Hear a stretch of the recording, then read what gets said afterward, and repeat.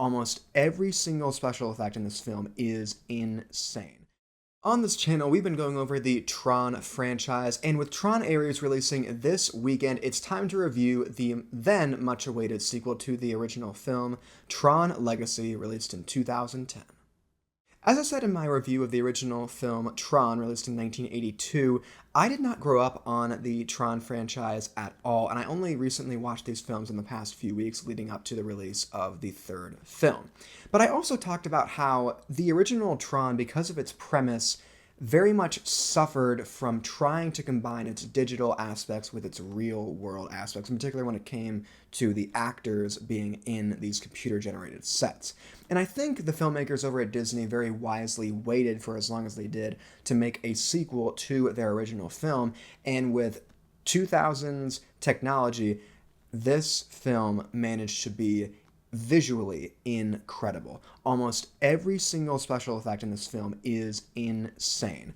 The environments look very, very rich and very complex, and they go very well with the costumes. The actors look really, really, really good in the environments. Sam Flynn, of course, is a great main character for this film. The return of Jeff Bridges as Kevin Flynn. He has a lot of very, very good moments with his son Sam in this film. And even the newer characters like Cora and the very eccentric Zeus, I thought were great additions to the franchise.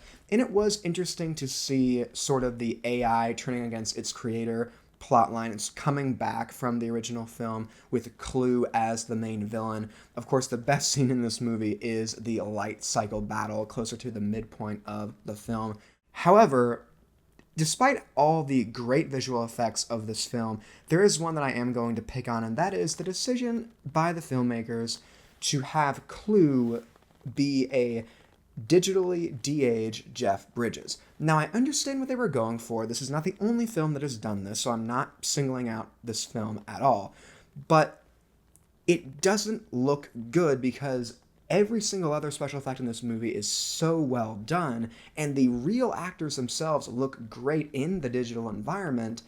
Having this character, again, who's supposed to be a computer program, his animation is noticeably not real. Like, it's noticeably animated to where it looks awkward in every scene where he's right, especially when he's right next to a real actor. It looks very, very awkward. And if the entire digital environment, including the real actors, were animated in such a way to where they looked more similar to the animation of Clue, it wouldn't be as noticeable, but because there is a difference, it really does stand out. The other thing I think I'm going to critique about this movie as well is that the final act of the film had a lot of smaller sequences, like fight-type sequences, when I think that they probably should have gone for a more larger-scale battle, in particular with Clue's army, because the movie very much is building to Clue entering the real world with his full digital army and how much of a threat that would be to our world, and we don't have to see him do that, but we're shown his whole army, and then they never really get to do anything. They just stand there, he gives his speech, and they don't get to fight anything. And the entire final act is just this series of little skirmishes and one-on-one fist fights, essentially. And despite a few good scenes and some good dialogue, in particular between Kevin Flynn and Clue at the end, the final act seems kind of underwhelming.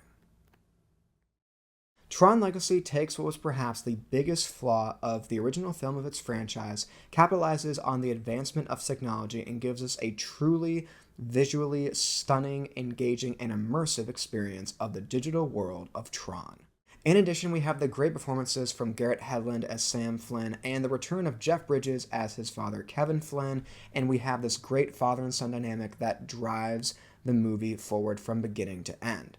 However, there are some flaws with the film, in particular the decisions of the visual effects for the main villain, and the final act not being as epic and satisfying as it could have been. But despite these flaws, the movie is still very much an improvement over the first film, and that is why it gets an 8 out of 10. Hello everyone, welcome back to Movies with Michael. I hope you enjoyed this movie review, and you can show it by leaving a like on this video and comment down below what you thought about this movie. Did you love it? Did you hate it? Or was it right there in between? You can tell me all that down below in the comment section. And please remember to subscribe to this channel and click the notification icon to be notified about my latest videos. That's all for now, and I'll see you all next time.